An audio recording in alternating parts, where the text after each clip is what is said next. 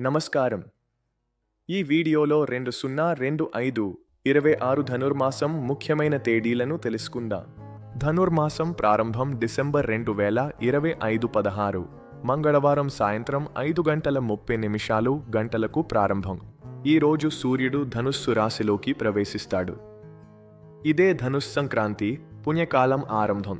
ధనుర్మాసం ముగింపు జనవరి 2026 14 భోగి పండుగతో ముగింపు. సంక్రాంతి ప్రారంభానికి ఇదే ముందు రోజు.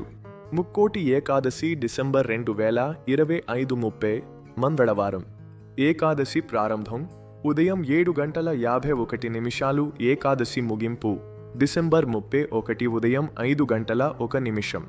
ఈ రోజు కోట్లాది దేవతలు శ్రీ మహావిష్ణువును దర్శించడానికి భూలోకానికి వస్తారని శాస్త్రాలు చెబుతాయి. ఇది ధనుర్మాసంలో అత్యంత పవిత్రమైన రోజు. నూతన సంవత్సరం జనవరి 2026 1 గురువారం.